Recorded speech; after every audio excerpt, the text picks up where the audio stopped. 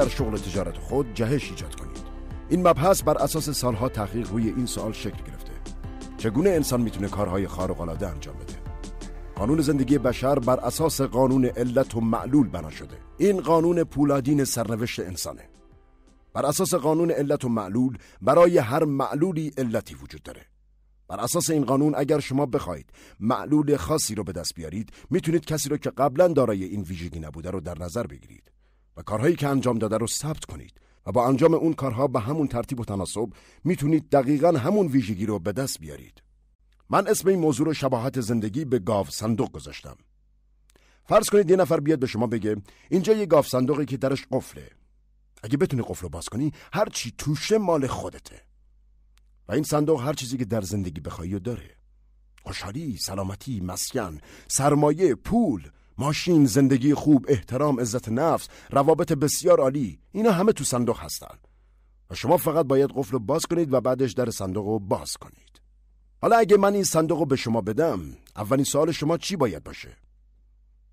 شما که به اندازه کافی باهوش هستید، چه عکس العملی باید نشون بدید؟ بله، باید بپرسید رمز قفل چیه. باورتون میشه که اکثر مردم فقط صندوق رو میگیرند و میگن آقا بسیار ممنونم و میرن دنبال کارشون و تا آخر عمر وقتشون رو صرف چرخوندن بی هدف شماره‌های قفل گاو صندوق میکنند. باور نمیکنید؟ پس بدونید که تماشای تلویزیون چرخوندن بی هدف شماره هاست. روزنامه خوندن، خیابونگردی، ماشین سواری بی هدف و گوش دادن به رادیو مثل آدم‌های بی هدف و بی آینده چرخوندن همون شماره‌های گاو صندوقه. اما بعضیا بعد از مدتی یه دفعه متوجه میشن که نه صبر کن، یه جای کار من اشتباهه و این میتونه شروع کار برای اون شخص باشه. در این رابطه قانونی به نام 2080 وجود داره. بر اساس این قانون زمانی که برای پیدا کردن راه حل کاری صرف میشه معمولاً 20% از زمان کل فراینده. اما این 20% اولیه ارزشی برابر با 80% باقی مونده داره. اما اکثر مردم به جای اینکه اول رمز رو پیدا کنند، بی مقدمه و پا برهنه میپرند وسط فرایند. پس میتونم بگم کاری که من در طی سالها مطالعه انجام دادم پیدا کردن رمز بوده و تونستم بفهمم که هر کدوم از این 10 اصلی که براتون خواهم گفت میتونه زندگی شما رو به طور کامل تغییر بده و بهبود ببخشه. اگر همه این اصول با دقت منظم انجام بشن، به حدی تأثیر گذارن که باورش سخته. و اینها دقیقاً همون دلایلی هستن که باعث میشه بعضی از افراد کارهای خارق‌العاده انجام بدند. وقتی شما همچین افرادی رو میبینید و ازشون میپرسید که چه چیزی شما رو توانمند کرد که اینقدر سریعتر از افراد سخت‌کوش دیگه بتونید از پایین نردبان موفقیت به بالای اون برسید، جواب سوال یکی از این 10 اصله. خب آماده شنیدن این اصول هستید؟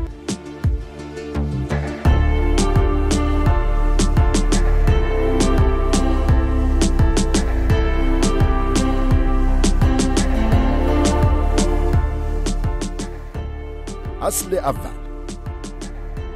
10 چیز وجود داره که میتونه باعث شتاب دادن پیشرفت شما در شغلتون بشه. 10 مورد وجود داره که میتونه موفقیت شما رو شتاب بده. خب اگه زندگی رو به صورت نمودار نشون بدیم، میتونیم نمودار زندگی رو به گونه‌ای در نظر بگیریم که در اون محور عمودی درآمد و محور افقی زمان و مبدا هم نقطه صفره. پس روی محور افقی هفته‌ها، ماه‌ها و سال‌ها رو داریم و روی محور عمودی میتونیم نقطه‌ای رو به عنوان حداکثر درآمد اسمی که شما میتونید در زندگی به اون برسید در نظر بگیریم. خب فکر می‌کنید نمودار زندگی اکثر مردم چطوریه؟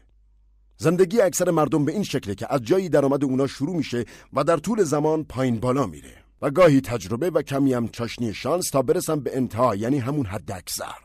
گاهی وقتا بیکار میشن، پس در نمودار درآمد صفر میشه، ولی به طور کلی در زندگی به یه حدی از درآمد خواهند رسید.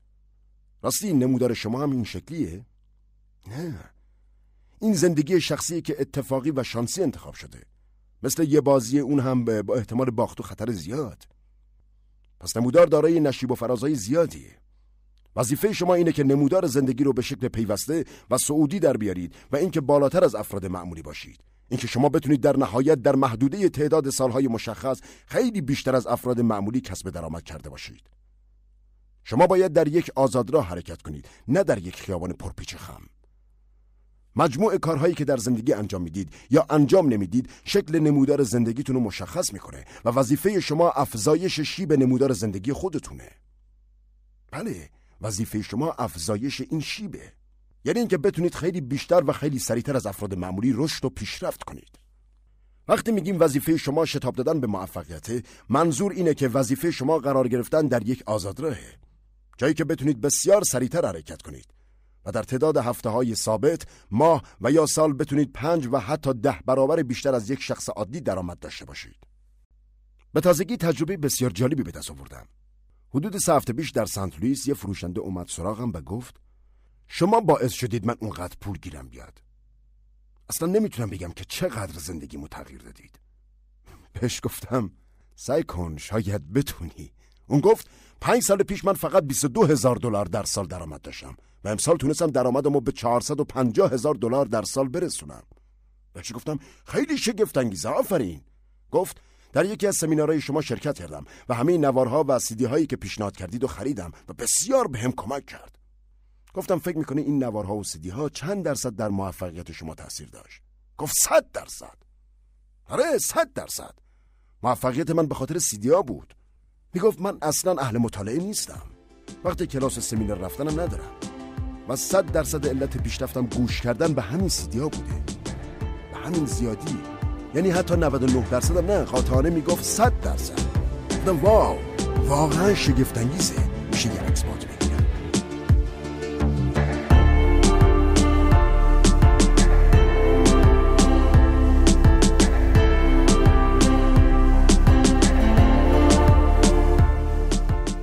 حالا اصل اول، آموزش. برای به دست آوردن چیزهایی که تا به حال تجربه نکردیم، باید چیزایی رو یاد بگیریم و تمرین کنیم که قبلا بلد نبودیم و تمرین نکردیم.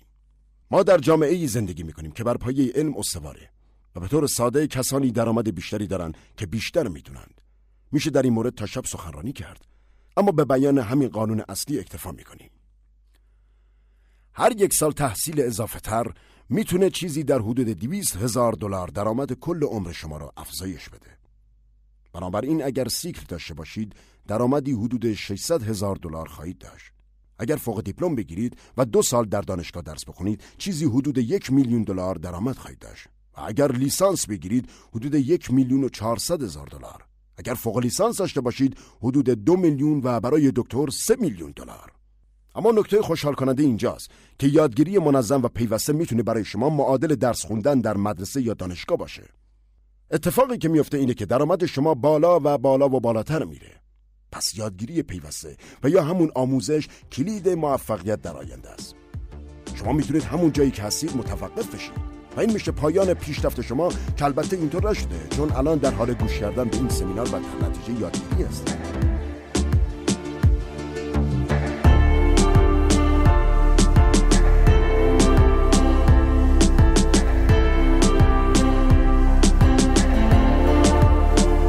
اصل دوم، مهارت بسیار مهمه. امروزه اگر کسی بخواد جزء 10% افراد موفق رشته کاری خودش باشه، باید در حرفش مهارت کافی داشته باشه. اگر در کار خودتون خوب نباشید، چطور میتونید انتظار داشته باشید که پاداشهای عالی بگیرید؟ پس مهارت یعنی سطح توانایی شما در زمینه کاری خودتون که مشخص کننده کیفیت و کمیت نتیجه تلاش‌های شماست. هرگز نمیتونید بیش از اون چیزی که در درون خودتون دارید از محیط بیرون، یعنی همون جامعه، چیزی به دست بیارید. خیلی جالبه. افرادی هستن که کارهای با کیفیت پایین انجام میدن و انتظار دارن که نتایج و دستمزدهای فوق‌العاده دریافت کنند. بازار فقط به کارهای فوق‌العاده پاداشای فوق‌العاده میده. پاداشای معمولی به کارهای معمولی و بیکاری و عدم تضمین شغلی برای کارهای در حد پایینتر از معموله. اما وظیفه شما اینه که خودتون رو به 10% بهترینای حرفه خودتون برسونید. اصلا هم مهم نیست که این هدف چقدر طول بکشه، چون اگر شما در مسیر صحیح قرار گرفتید و هر روز بهتر و بهتر شدید، اصلا مهم نیست که 1 هفته، 2 هفته، 1 ماه، 1 سال یا چند سال طول بکشه، چون شما در لحظه به لحظه این حرکت به سوی هدف احساس خوشحالی خواهید کرد. اصلا خوشحالی یعنی حرکت پله به پله در مسیر پیشرفت به سوی هدف. پس وقتی شما در کارتون بهتر میشید، همیشه احساس خوشحالی خواهید کرد و یهو چشم باز میکنید و متوجه میشید که 3 یا 5 سال گذشته و شما یکی از بهترین های شغل خودتون در کشور هستید. یکی از پردرآمدترین های کشور، یه خونه زیبا، یه زندگی خوب، یه ماشین خوشگل و غیره دارید. ما اون وقت ممکنه مردم بگن وای پسر، معلومه که خیلی خوششانس بودی. نه این خوششانسی نیست. شما برای رسیدن به اینجا فقط تصمیم گرفتید که در یک زمینه‌های خوب باشید. در اینجا یه راهکار بسیار مهم وجود داره. هر وقت که هدفی رو برای خودتون مشخص میکنید، باید اونو به یه موضوع آموزشی ارتباط بدید. موضوع آموزش مهارتیه که باید برای رسیدن به اون هدف به دست بیارید. این یک کیفیت، مشخصه یا مهارتی که باید در خودتون پرورش بدید تا رسیدن به اون هدف ممکن بشه. پس وقتی هر کسی تجسم میکنه که خب این چیزی که من میخوام بهش برسم، باید به این فکر کنه که خب پس من باید در فلان زمینه هم مهارت پیدا کنم تا بتونم به اون هدف برسم. مثلا فرض کنید تصمیم میگیرید که از نظر فیزیکی و بدنی سالم و ایدئال بشید. خب حالا بزرگترین نقطه ضعف همه ما در زندگی چیه؟ همون کیفیتی که همه ما تا حدودی در اون ضعف داریم. بله درسته، انضباط شخصی. مثلا به خودمون میگیم خیلی خوب، من برای این که بتونم به اهدافم برسم باید انضباط شخصیمو بالا ببرم. اما نکته اینجاست که برای بهبود و افزایش نظم و انضباط شخصی باید تمرین کنم. چون هر چقدر رفتار انضباطی بیشتر انجام بدم، عادت به نظم و انضباط در من بیشتر میشه. پس باید در همه زمینه‌ها تمرین کنم. مثلا هر شب سر ساعت مشخصی دندونامو مسواک بزنم، یکم زودتر از خواب بیدار بشم، با جدیت بیشتری کار کنم، دیرتر از سر کار برگردم، کارهایی انجام بدم که معمولاً افراد عادی انجام نمیدن. روز قوی‌تر و قوی‌تر میشم. پس یادتون باشه که همیشه این سوال از خودتون بپرسید که چه کیفیت و مهارتی رو باید در خودتون پرورش بدید تا به اهدافی که برای خودتون مشخص کردید دسترسی پیدا کنید. و نکته دوم اینه که تمایل به برنده شدن مهم نیست، بلکه تمایل به آماده شدن برای برنده شدن اهمیت داره. از دیر برایان پرسیدن که تمایل به برنده شدن چقدر اهمیت داره. جواب داد خب البته مهمه، ولی خب همه علاقه دارن که برنده بشن، اما فقط تعداد خیلی کمی از افراد علاقه به آمادگی برای برنده شدن دارند.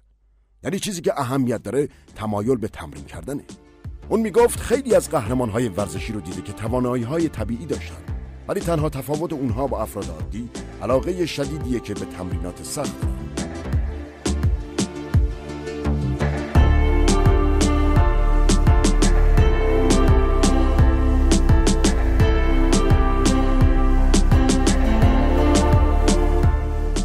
شماره 3.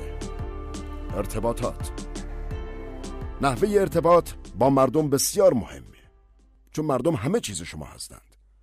یکی از دوستان من به نام چارلی جانز میگه تنها تفاوت الان شما با 5 سال آینده اینه که 5 سال آینده انسانهای جدیدی رو ملاقات میکنید و کتابای جدیدی خوندید. و من میخوام اینو هم بهش اضافه کنم. CD هایی که در این 5 سال گوش کردید و از سمینارهایی که شرکت کردید. اما در کل مهمترین عامل مردم هستند. اصلا موفقیت شما یا عدم موفقیت شما بستگی به نظر افرادی داره که شما رو با ذهنیت خوبی میشناسن. هرچه تعداد افرادی که شما رو میشناسن و دوست دارن بیشتر باشه، شما فرد موفقتری خواهید بود.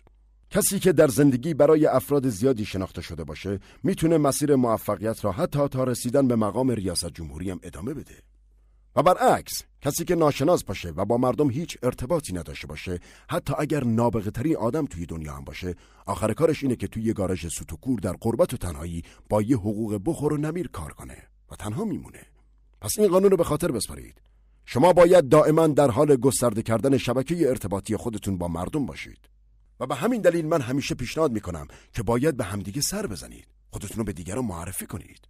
از همدیگه در مورد شغل و کار سوال بپرسید. سلام، من بریان تریسی هستم. شغل شما چیه؟ سلام، منم جان اسمیت هستم. شغل منم فلانه. آره، خودتون رو به دیگران معرفی کنید. اغلب ما خجالت میکشیم که خودمون رو معرفی کنیم. بذارید به این جلسه سمینار به دید یک آزمایشگاه نگاه کنیم. فرض کنید در این آزمایشگاه همگی با هم دوست هستیم و شما اجازه دادید که خودتون رو به همه حضار در این سالن معرفی کنید. اصلا برای چند روز آینده حتی به شکل شوخی، جوک، ادا در آوردن و اصلا برای خندم که شده این کارو بکنید و خودتون رو به افراد دیگه معرفی کنید. خب حالا به این سوال من جواب بدید. اگر شغل شما تجارت و داد و ستد باشه، چه چیزی را بیش از هر چیز دیگه ای میخواید؟ البته تجارت و داد و ستد بیشتر. پس وقتی که با هم شروع به صحبت کردید، میتونید این سوالو بپرسید که کسب و کار شما چیه؟ اسم شما چیه آقا؟ من وینس کانبر هستم. آقای کانبر، کسب و کار شما چیه؟ من یه مربی شخصی هستم. وای چه عالی! من چه چیزی رو باید بدونم که بتونم به شما مشتری معرفی کنم؟ شما چه کاری انجام دادید و من چه چیزایی را باید بدونم تا در مورد شما به یه نفر دیگه بگم. بگید که من میتونم بهشون کمک کنم تا به چیزهایی که میخوان دسترسی پیدا کنند. یعنی میتونید بهشون کمک کنید که به اهدافشون برسن و روی زندگیشون برنامه‌ریزی کنند و. چه عالی، چه خوب.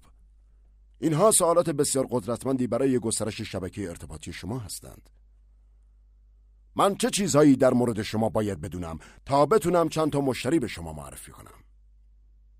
به نظر شما مردم خوششون میاد که بهشون مشتری پیشنهاد کنید؟ البته.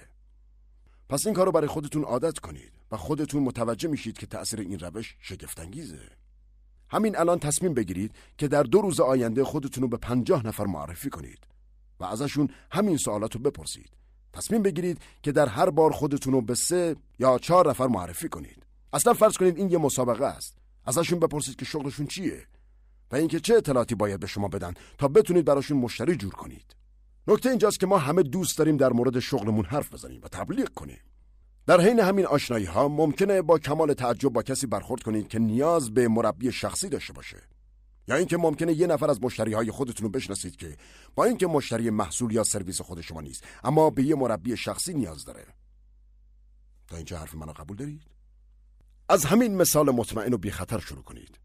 اینکه ما همگی با هم در این جلسه دوست هستیم و میتونیم خیلی راحت خودمون رو به دیگران معرفی کنیم، انگار که همگی توی یه مهمونی و توی خونه هستیم. و از این تمرین به عنوان راهی برای گسترش خودکار ارتباط با مردم استفاده کنید. اگر میخواهید یکی از بهترین فروشنده های دنیا باشید، وقتی با مشتری های خودتون هستید بگید من چه چیزی باید بدونم تا به افراد دیگه بگم که بیان و محصول یا سرویس شما را خریداری کنند. به من بگید که شما برای مشتری های خودتون چه خدماتی ارائه میکنید. روش کارتون رو به من بگید تا من بتونم حساب شده با افراد دیگه ای صحبت کنم. این یه سوال شگفت‌انگیز برای باز کردن سر صحبت و گسترش شبکه ارتباطیه. پس فقط سوال بپرسید. تا اینجا رو قبول دارید؟ این خیلی خیلی ساده است. فکرشو بکنید، اگه یه نفر از شما بخواد کمکش کنید که بفهمه شغلشون چیه تا بتونه دوستاشو برای خرید سراغ شما بفرسته، دوست دارید براش چی توضیح بدید؟ مسلمه، از خدامونم هست. اینها سوالات بسیار مثبت و حساب شده و حرفه‌ای است.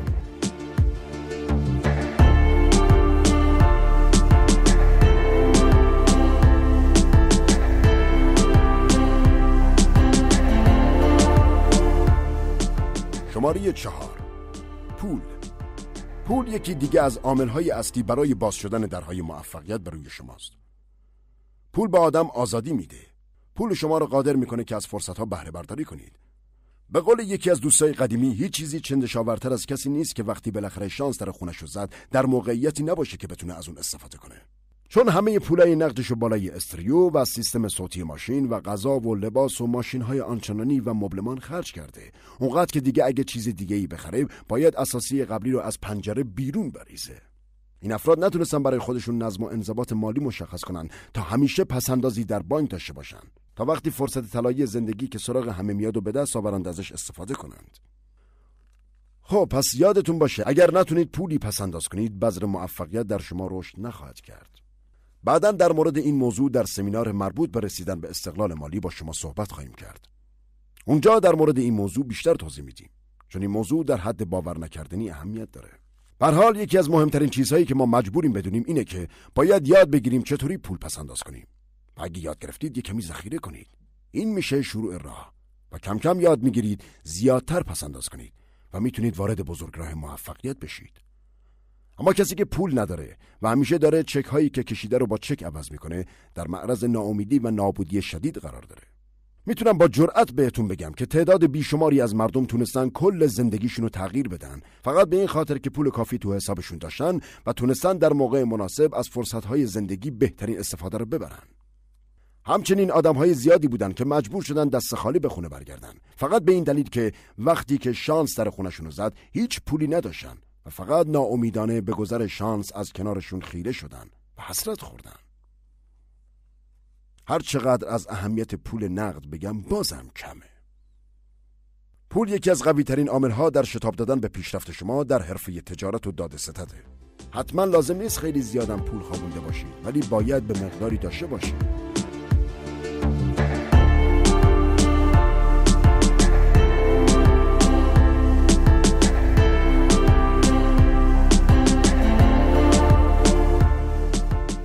اصل پنجمین راه برای شتاب دادن به موفقیت عادات خوب کاری است. واقعیت اینه که اگه عاداتهای کاری نامناسب داشته باشید، همین یه مشخصه میتونه خیلی راحت زندگی شغلی شما رو به نابودی بکشه. همه میدونن که بازدهی یعنی انجام درست و بهینه کارها و مؤثر بودن یعنی انجام کار درست. بعداً در سمینار مدیریت زمان در این مورد صحبت خواهیم کرد. فقط در همین حد بگم که اعتبار افراد بستگی داره به سخت‌کوشی اونا، انجام صحیح وظایف، انجام سریع کارها و به همین دلیل مردم ما الان بهترین های دنیا هستن.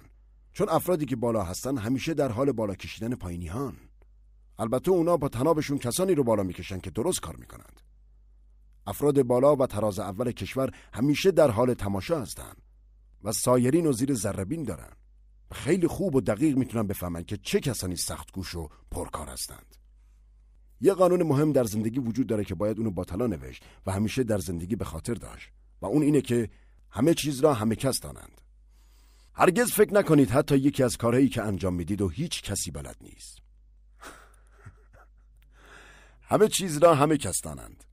پس سر کار شما همه همکارانتون خیلی خوب میدونن که چه کسی پرکارترین و سخت‌کوشترین فرده، حتی اگه تمام روز نتونن اونو تحت نظر داشته باشن. گذشته از اعتقاد به این که خدا ناظر همه ماست، مردم هم خیلی خوب درک میکنن که شما چقدر پرکار و تا چه اندازه صادق و روراست هستید، چقدر خوب، چقدر نکته سنج و ریزبین، چقدر کامل هستید. همه چیز را همه کس دانند. پس اعتبار خودتون رو بالا ببرید تا حدی که مطمئن بشید هرچه دیگران در مورد شما بیشتر بدونن به نفع شما باشه. یعنی چیزی که اونا در مورد شما میدونن این باشه که شما فعالترین و مؤثرترین فرد در شرکت هستید. زودتر از همه شروع به کار میکنید. جدیتر از همه کارها را انجام میدید. دیرتر از همه از شرکت بیرون میاید و بیشتر از هر کسی دیگری کار مفیدی انجام میدید. در این صورت میتونم بهتون قول بدم که این روند باعث ارزشمند شدن شما میشه. بی همتا میشید، به طوری که جایگزینی برای شما وجود نخواهد داشت و شما را مهم میکنه و برای مسئولین شرکت چاره‌ای به جز نگه داشتن شما در آن شرکت باقی نمیذاره. وقتی که ناگزیر به نگه داشتن شما بشن، تنها راه چاره‌ای که برای اونا باقی خواهد موند اضافه کردن حقوق شماست. سریع‌ترین راه برای افزایش حقوق کسب چنین اعتباریه. همیشه این سوال در نظر بگیرید که الان ارزشمندترین کاری که من میتونم بکنم چیه؟ و همیشه بر اساس جواب این سوال کار کنید. لحظه به لحظه کار تصور کنید که رئیس بالا سرتون نشسته و دفتر و قلم تو دست گرفته و داره کیفیت عملکرد سالیانه شما رو مینویسه تا ببینه آیا شما بلد هستید بهترین استفاده از زمان انجام بدید یا نه. خب، قبلا گفتیم که شما جزو 10% موفق ترین افراد هستید چون دارید به این CD گوش میدید. وقتی تونستید یه شغل آزاد انتخاب کنید، جزو 3% موفق ترین افراد هستید. حالا چطوری قاطی 2% بهترین ها بشید؟ 2% بالایی افراد کسایی هستن که میتونن هر ساعت از روز به نحوی کار کنند که انگار همه در حال نگاه کردن به اونها هستن، حتی اگر هیچ کس اونجا نباشه.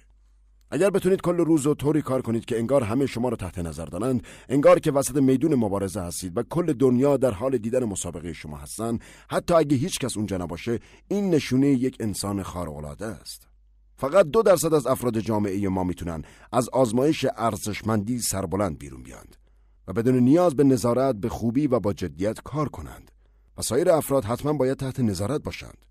و خب مشخصه هزینه ناظر و دستگاه نظارت باید از کل کار مفید انجام شده تامین بشه و این یعنی کاهش دستمزد خالص اونا. پس هرچه نیاز به تعداد ناظری بیشتری باشه، درآمد نهایی خود کارکنان کمتر میشه. پس هر چقدر شما بتونید در میدان مبارزه کار کشتیگیر مستقل قوی‌تری باشید و مقدار کار زیادتری انجام بدید و نیاز به ناظر کمتری داشته باشید، پول بیشتری به دست میارید. خیلی ساده است. شرکت مجبور نیست به کسی پول بده که بیاد رو کار شما نظارت کنه. پس میتونه همه اون پولو به خود شما بده. پس وقتی که کار شما عالی باشه، مجبور میشن که با پول شما رو نگه دارن.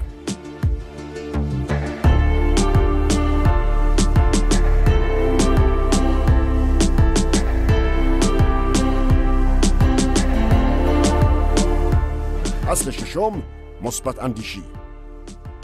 مثبت اندیشی یعنی توانایی حفظ اعتماد به نفس و خوشبین باقی موندن. توانایی خوشبین موندن و حفظ اعتماد به نفس در فراز و نشیب‌های کاری. این دقیقاً همون قدرت شاد و بشاش موندنه. اون هم در لحظاتی که همه دنیا در حال خراب شدن روی سر شماست. کیفیت شخصیت شما تا حد زیادی به این بستگی داره که چگونه چیزهای اطراف را برای خودتون تفسیر و تشریح میکنید. این قضیه به مدل توضیحی و یا نحوه تفسیر از جهان معروفه و یا به بیان ادبی قالب بخشیدن ذهنی به جهان هستی. اگر شما همیشه وقایع رو به شکل مثبت برای خودتون تفسیر کنید، انسان مثبتی خواهید بود و اگه منفی تفسیر کنید، منفی خواهید بود. اگر مثلا گفتید که وای پسر، پارکینگ خیلی از سینما دوره. عجب شانس بدی. خب اینطوری تا آخر روز در حال غر زدن هستید و معلوم میشه که انسان ایرادگیر و منفی نگری هستید. ولی اگه اینطوری گفتید وای پسر چه عالی، الان میتونم قبل از رسیدن به سینما یکم پیاده روی کنم و یه هوایی تازه کنم، اون وقت مثبت هستید و همیشه خوشحال و با این حرف خوشحالترم میشید. یک تجربه ثابت و دو نوع تفسیر کاملا متفاوت. پس همیشه چیزها رو به صورت مثبت برای خودتون توضیح بدید. من دیروز تو پرواز بودم و یه موردی برام پیش اومد که میتونستم از این قضیه استفاده کنم. یه پسر بسیار بیادب تو هواپیما بود، واقعا بیادب. میخوام بگم از بیادبی دومی نداشت، از اونایی که آدم دلش میخواد با لگد بره تو صورتش. من مجبور شدم یه نفس عمیق بکشم، چون میدونید که آدم وقتی چیزی میبینه که اصلا انتظارشو نداره، بهترین کار اینه که اول یه نفس عمیق بکشه. و به خودم گفتم که خب این یه فرصت برای رشد شخصیت منه. گفتم اگر بتونم خودمو خونسرد نگه دارم و آروم باشم و اصلا به روی خودم نیارم و به کار خودم برسم، پس در اصل این شخص فرصتی برای رشد من ایجاد کرده. پس من باید ازش ممنون باشم، به خاطر اینکه یه همچین موجود بیادبی بود. یعنی من خودمو مجبور کردم که واقعیت رو در قالب ذهنی جدیدی برای خودم تعریف کنم، چون در غیر این صورت شیطونه میگفت بزنم گردنشو بشکنم. مثل اون فیلم آرنولد که توی هواپیما گردن نگهبانش رو شکست و بعد به مهموندار گفت دوستمو بیدار نکنی چون از خستگی داره میمیره. یادتون هست؟ راستش چند باری شیطون سراغم اومد.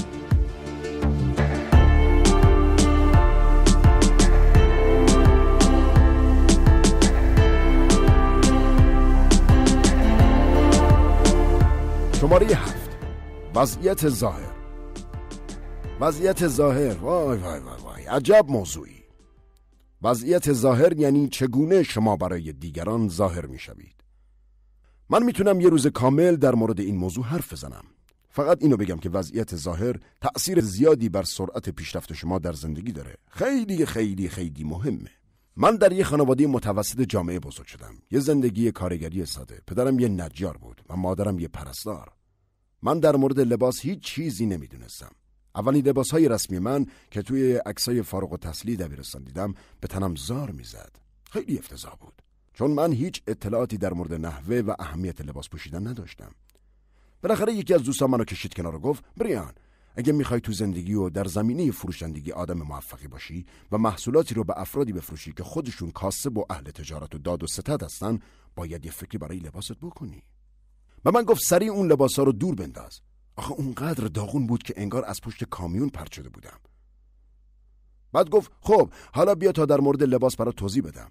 اون دوست خیلی خوبی بود و تجربه سالها مطالعهش درباره لباس رو در اختیار من قرار داد و منو وارد زمینه مطالعه و تفکر در مورد نحوه لباس پوشیدن کرد. از اون موقع من کتاب‌های زیادی در این زمینه مطالعه کردم و به کلاس‌های متعددی رفتم. به برنامه‌های آموزشی گوش کردم، مطالعه و تحقیق کردم. در هر مقاله و مطلبی که در مورد افراد موفق دنیا می‌دیدم، سریع به عکس اون اشخاص نگاه می‌کردم و لباساشون رو بررسی می‌کردم و متوجه شدم که وای چقدر این موضوع مهمه. انگار پنجره جدیدی در ذهن آدم باز شده باشه. خب خواهش میکنم با دقت گوش بدید. اگه این قسمت رو از دست بدید حتما پشیمون میشید. واقعیتی که در مورد لباس وجود داره اینه که مردم در همون 4 ثانیه اول در مورد شما قضاوت میکنن و در عرض 30 ثانیه قضاوت خودشونو قطعی میکنن و بعد از اون به طور ناخودآگاه هر کاری که فکرشو بکنید انجام میدن تا قضاوت انجام شده تایید بشه. به بیان دیگه اونا هر کاری که بتونن انجام میدن تا هر اطلاعاتی که با اون برداشت اولیه تضاد داره رو کنار بذارن و فقط اطلاعاتی رو بپذیرن که تایید کننده قضاوت اولیشون باشه. این کار ذهنه و ربطی به اراده شخص نداره. 95% از تأثیری که شما در ذهن افراد دیگه میذارید لباس شماست. چون حتی در یه روز گرم تابستانی لباسهای شما 95% از بدن رو پوشش میدن. پس لباس، آرایش، مدل مو، همه مشخصه های ظاهری شما هستن که اون تأثیر اولیه رو بر افراد خواهند گذاشت. پس هر روز صبح که خواستید از خونه بیاید بیرون، یه لحظه جلوی آینه وایسید و از خودتون بپرسید که آیا من شبیه به یکی از موفق ترین افراد حرفه خودم هستم یا نه؟ اگر اینطوری نبود، سریع برگردید و لباستون رو عوض کنید و اینقدر این کار رو تکرار کنید تا بالاخره شبیه به موفق ترین فرد در حرفه خودتون بشید. و حواستون باشه که نباید به افراد دور و بر خودتون و پایین‌تر از خودتون نگاه بکنید، بلکه باید به بهترین و موفق ترین افراد در شغل خودتون نگاه کنید و دقت کنید که چطوری لباس پوشیدن.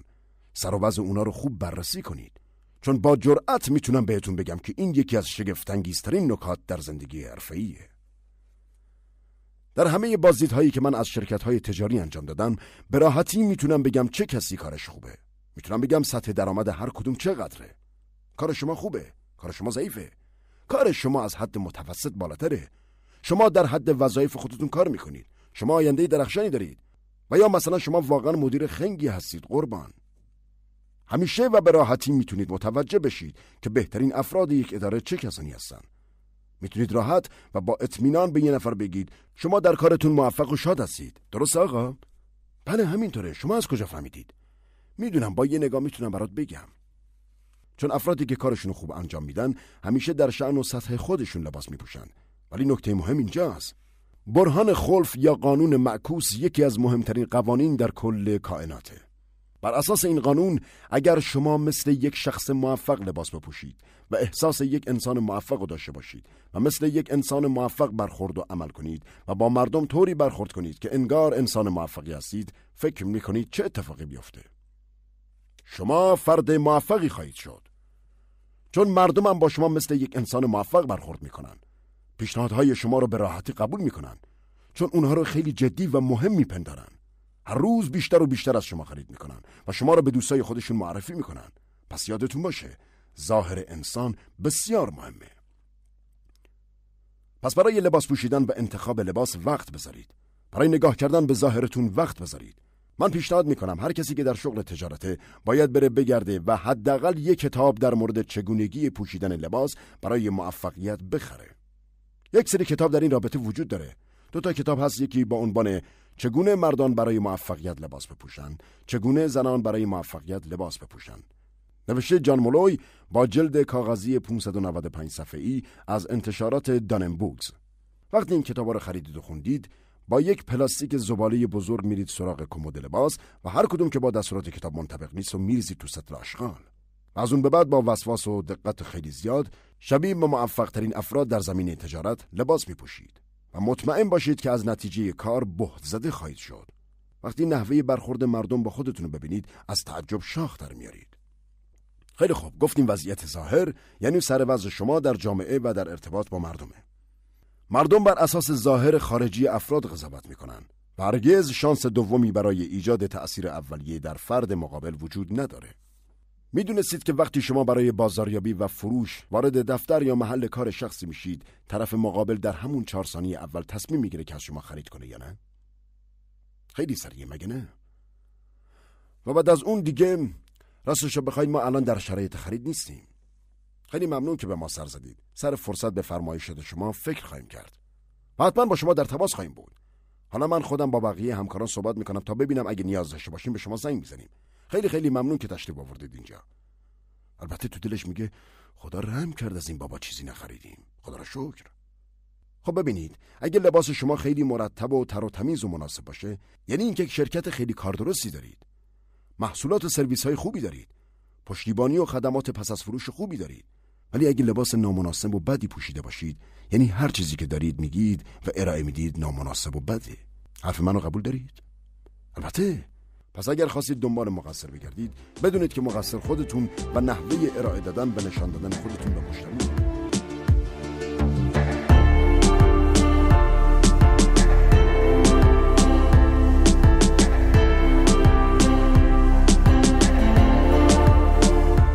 اصل 8 خلاقیت. خلاقیت یعنی اینکه پیوسته دنبال راه‌های بهتر، جدیدتر و سریعتر برای رسیدن به اهداف خودتون باشید. باید همیشه دنبال راه‌های سریعتر، بهتر و ارزونتر برای انجام کارها باشید. یه ایده خیلی خوب. تنها چیزی که شما نیاز دارید اینه که برای خودتون فرصت ایجاد کنید. وقت و اقبال خوب برای خودتون ایجاد کنید. همین. افراد بسیار زیادی هستن که زندگی اونا از این رو به اون رو شده، فقط به خاطر ایده‌ای که به ذهنشون رسیده و البته در اون لحظه آماده بودند. یعنی پول داشتند، مهارت داشتند، سواد داشتند، مردمدار بودند، آمادگی داشتند. اونها قوانین بازی رو بلد بودند و میدونستن باید چی کار کنند. به خوبی مواظب شرایط بودند و در نهایت ایده رو پیدا کردند که این ایده آخرین ماده لازم برای تکمیل سوخت موشک پیشرفت زندگی اونها بوده. خیلی از کسایی که میلیونر شدند همینطوری هستند. اونا کار کردند تا بالاخره نوبت شانس اونا رسید. و وقتی شانس در خونشون زد آماده بودند و میگند شانس یعنی موقعیتی که آمادگی با فرصت همزمان بشه. اصل نهم، شخصیت یعنی ترکیب انضباط شخصی با صداقت. چنین ترکیبی قفل هر در بسته‌ای رو باز میکنه. من مطالعات زیادی در این زمینه رو دنبال کردم، اما از همه مهمتر همین اخیراً 2 تحقیق و مطالعه کردم. یکی از اونا در مورد سازمانی بود که نرخ کمیسیون سالیانه اون $50,000 بود. اونها از مشتری‌ها میپرسیدن که مهمترین مشخصه‌ای که شما بر اساس اون تصمیم میگیرید از یک شرکت خرید کنید چیه؟ از اونجایی که تنوع شرکت‌هایی که محصولات و سرویس‌های مشابهی رو ارائه میدن خیلی زیاده. چه نکته کلیدی باعث میشه یکی رو به بقیه ترجیح بدید؟ میدونید جواب چی دادن؟ صداقت کامل ارائه کننده است یا فروشنده؟ مشتری‌ها گفتن خب البته سرویس‌ها و خدمات و محصولات همه شرکت‌ها مشابه هستند. نتایج و کارکرد اونها هم مشابه هستند.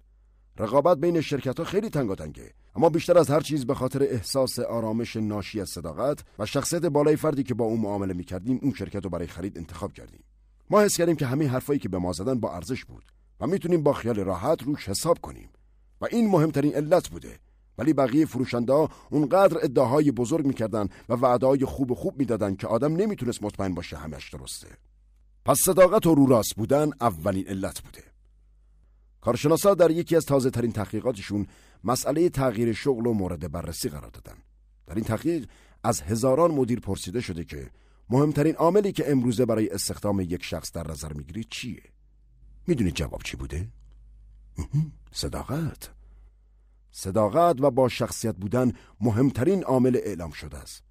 چون امروزه اگه کسی در محیط کار مشکل ساز باشه، شما میتونید با استخدام یک فرد با شخصیت اکثر مشکلات رو حل کنید. ولی اگر یک فرد بی شخصیت رو استخدام کردید، تنها چیزی که به دست میارید مشکلاته.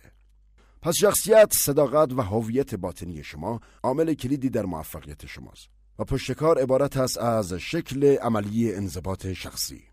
پشتکار زیربنای شخصیته و هرگاه پشتکار شما زیاد شد، شخصیت واقعی خودتون رو نشون میدید. وقتی پشتکار داشته باشید، توانایی شما در منضبط کردن خودتون به منظور بالا بردن پشتکاری بیشتر میشه. اینجا یه نکته بسیار مهم وجود داره. هر چقدر پشتکار انسان بیشتر باشه، بیشتر خودش رو دوست داره. هر چقدر برای بالا بردن پشتکار انضباط شخصی خودش رو بالا ببره، باز هم بیشتر خودش رو دوست داره. هر چقدر انسان بیشتر خودش رو دوست داشته باشه، پشتکارش بیشتر میشه. خیلی چرخش جالبی درست میشه. هر چقدر اعتماد به نفس شما بیشتر بشه، انضباط شخصی شما بالاتر میره. هر چقدر انضباط شخصی بالاتر بره، پشتکار شما بیشتر میشه. هرچه پشتکار بیشتر بشه، موفق‌تر خواهید بود. هرچه موفق‌تر بشید، بیشتر خودتون رو دوست خواهید داشت. هرچه خودتون رو بیشتر دوست داشته باشید، بیشتر خودتون رو مقید به انضباط شخصی میکنید. و همه اینها یک حلقه بالا رونده رو تشکیل میدن. اینها اصول بسیار بسیار مهمی هستند و واقعیت دارند.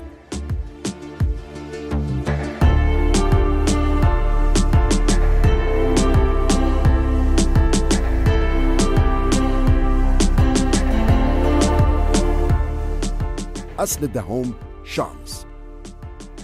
مردم میگن خب فلانی شانس آورد، یا عجب آدم خوششانسی بود. خیلی از افراد موفق ممکنه بگند میدونید من شانس آوردم، مثلا در فلان جلسه با فلان شخص آشنا شدم.